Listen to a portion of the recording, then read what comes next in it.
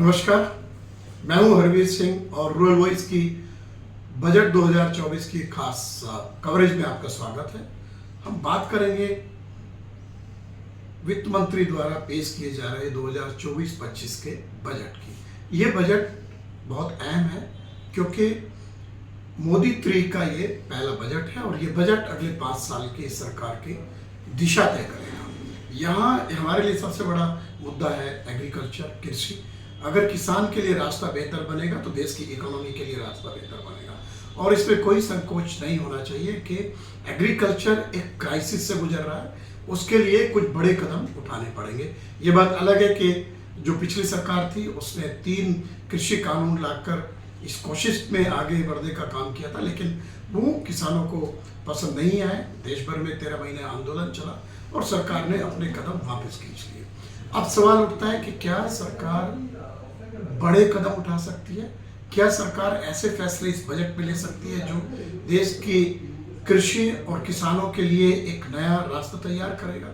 मेरा मानना है कि उसकी उम्मीद काफ़ी कम है, लेकिन जहाँ तक मेरा अपना अनुभव है उसके हिसाब से जो महत्वपूर्ण कदम है सरकार के, उसमें किसान की आमदनी को बढ़ाना सबसे महत्वपूर्ण केंद्र बिंदु इस बजट का होना चाहिए। और ये भी तय है कि सिर्फ फसलों के न्यूनतम समर्थन मूल्य में बढ़ोतरी यानी एमएसपी में बढ़ोतरी कर किसानों की आमदनी और उनकी जो इकोनॉमी है खुद की उसको बहुत बेहतर करना बहुत आसान रास्ता नहीं है। उसके लिए मल्टीपल कदम उठाने की ज़रूरत है।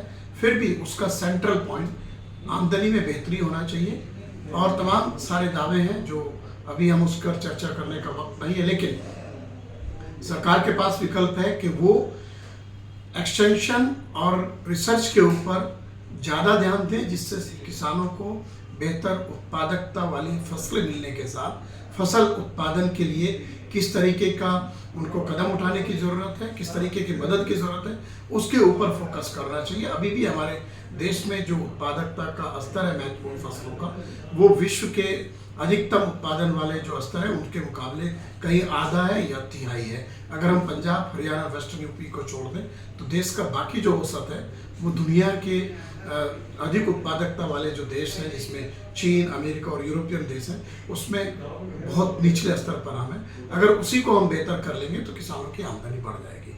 दूसरा पक्ष है कि मार्केटिंग के ऊपर सरकार को बड़े पैमाने पर इन्वेस्ट करना चाहिए, क्योंकि जो मार्केटिंग इंफ्रास्ट्रक्चर है वो बहुत बेहतर स्थिति में नहीं है। सरकार ने ई-नैम लाने की कोशिश की, उसको उस तरीके से कामयाबी नहीं मिली। अब ओएनडी पर जाने की बात कर रहे हैं जो है ओएनडीसी के एक प्लेटफॉर्म पर, लेकिन मेरा मानना है कि जब तक आप मंडी स्तर पर इंफ्रास्ट्रक्चर इंप्रूव नहीं करेंगे, टेक्नोलॉजी का उसमें एम्बेड नहीं करेंगे, तब तक मार्केटिंग बेहतर नहीं हो सकता।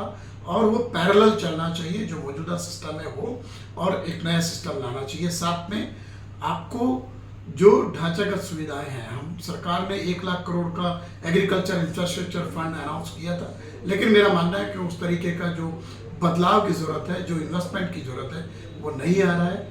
प्राइवेट इन्वेस्टमेंट एग्रीकल्चर में नहीं आ रहा है, ना रिसर्च में ज़्यादा आ रहा है, ना एग्रीकल्चर का जो ढांचागत सुविधा है उसमें आ रहा है। इसलिए सरकार को अपने स्तर पर ये काम करना होगा।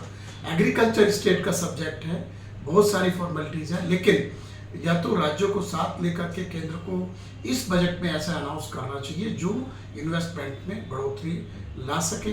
दूसरे, बड़े पैमाने पर किसान एग्रीकल्चर के बाहर जा रहे हैं, युवा एग्रीकल्चर को छोड़ रहा है क्योंकि एग्रीकल्चर उसके लिए आय का एक बेहतर साधन नहीं है। उसमें कैसे बदलाव होगा ये देखना पड़ेगा। जो फसलें हैं उनके अलावा जो दूसरे एग्रीकल्चर की एक्टिविटीज़ है, डेयरी है या पोल्ट्री है या फिशरीज है, उनके ऊपर जोर देने की ज़रूरत है। और ये भी फैक्ट है कि अभी हम लोग ताबड़तोड़ महंगाई देख रहे हैं और रिजर्व बैंक के पसीने छूट रहे हैं महंगाई को कम करने में।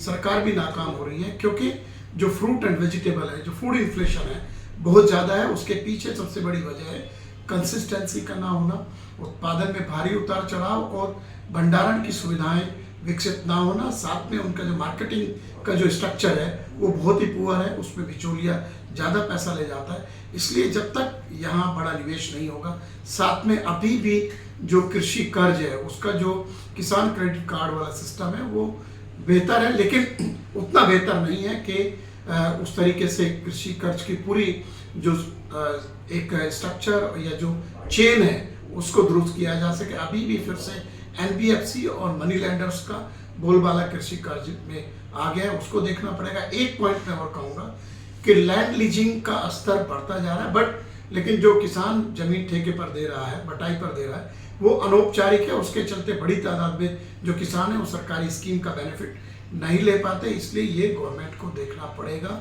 कि जो land leasing act, model land leasing act pending है, उसके लिए राज्यों को कैसे तैयार करें कि ये व्यवस्था बेहतर हो सके।